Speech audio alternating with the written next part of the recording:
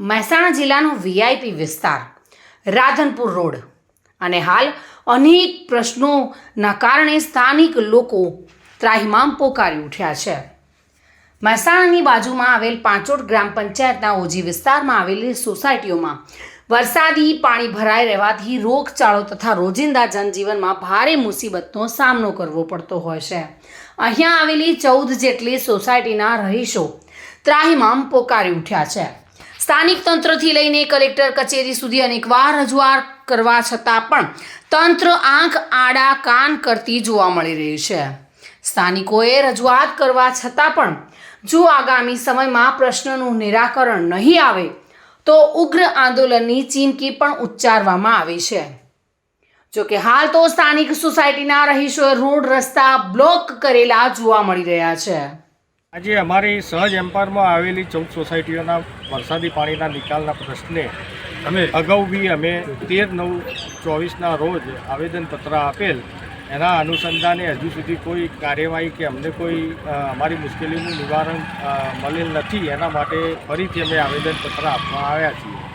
હવે આ સોસાયટીમાં વરસાદી પાણી હાઈવેથી આગળથી ઘણું બધું પાણી આવે છે, જેનું પાણી આ અમારી બાજુ આવવાનો રસ્તો ન હોવા છતાં અમારે ત્યાં પાણી આવે છે ને એ પાણી અમારા સહજ એમ્પાયરમાંથી બાવરના નેડિયા બાજુ જતો સરકારી જે નેડિયો છે એમાં પાછળની સાઈડ નવી બનેલ સોસાયટીઓએ બિલ્ડરે રોડ ઊંચો કરતા એ પાણીનો નિકાલ થતો અટકી ગયેલ છે।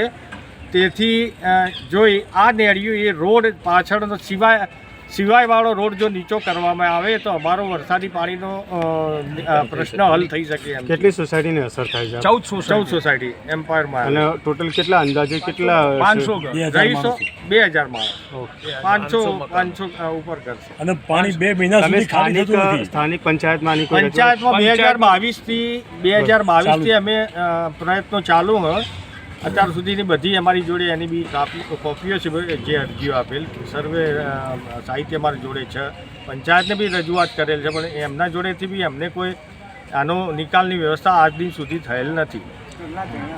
2 મહિના સુધી પાણી ભરાઈ રહે છે, એના કારણે કેટલી બીમારીઓ તમારી રજૂઆત સ્વીકારવામાં ના આવે ભવિષ્યમાં તો શું તમે આગળની શું રણનીતિ રહેશે તમારી? હા, તો અમે બધા પબ્લિક આંદોલન કરશે, કારણ કે વરસાદ પડ્યા પછી 1-2 મહિના સુધી વરસાદી પાણી જતું જ નથી। તમે અવર જવર ટોટલી બ્લોક થઈ જાય છે।